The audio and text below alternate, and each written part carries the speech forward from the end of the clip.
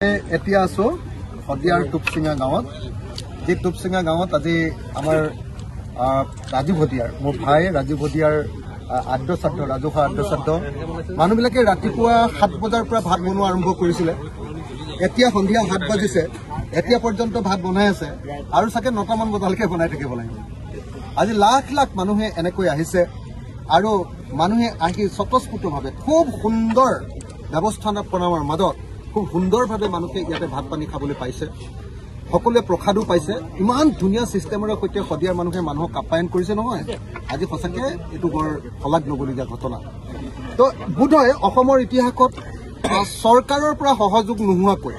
কেৱল আৰু কেৱল মানুহৰ সহযোগিতা মানুহৰ উদ্যোগত সাধাৰণ মানুহৰ প্ৰজাৰ উদ্যোগত তৈয়াৰ হোৱা আটাইতকৈ ডাঙৰ অনুষ্ঠানটো বুধয় এটোৱে হ'ব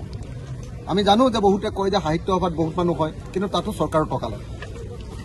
ফংকৰ সংঘত বহুত মানুহ হয় কিন্তু চৰকাৰৰ টকা লাগে কিন্তু আমি দেখিছো যে আজি চৰকাৰৰ এটা টকা নোলোৱাকে ৰাইজৰ সহযোগিতাত লাখ লাখ মানুহে ইয়াতে ভাত খালে ইয়াতে সকলোৱে কথা বাৰ্তা পাতিলে শ্ৰাদ্ধ অনুষ্ঠান কৰিলে আপোনাৰ 26 জোৰা গায়ন বায়ন হ'ল 33টা পাকঘৰ হ'ল 33টা পাকঘৰ 33খন গাঁৱে 33টা পাকঘৰ বহুত মানে থালিটো বহুত আছে কিন্তু পাকঘৰে 33টা এনেকৈ আজি গোটেই গাঁৱৰ মানুহে একদম পৰ্বতটোৰ সমান ওখকে প্ৰসাদ আছিল আজি সকলো মানুহে পলিথিনত ভৰাই ভৰাই বিলাইছে এনেকটা অতি গণ উদ্যোগেৰে আজি আমি জনতাৰ শিল্পী ৰাজীৱ ভদিয়াৰ আদ্যশ্ৰাদ্ধ অনুষ্ঠান আয়োজন কৰিলো সমাপন কৰিলো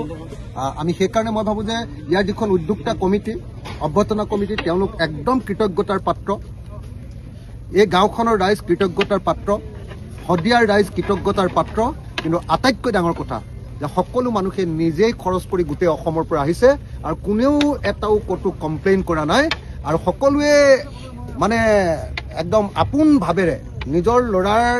সকামৰ নিচিনা নিজৰ দেউতাৰ সকামৰ নিচিনা ঠিক তেনেকৈ আজি এই ৰাজহুৱা আদ্যশ্ৰাদ্ধটো আয়োজন কৰিলে মই শেষত ৰাতি একদম শেষ ৰাতি আমি সকলোৱে এটা শ্লোগান দিলে বেয়া পাব নেকি জয় আই অসম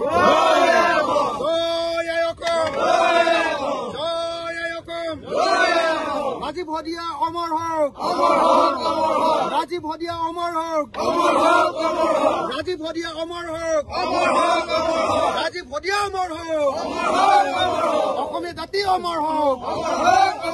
অসমীয়া জাতি অমৰ হওক অসমীয়া জাতি অমৰ হওক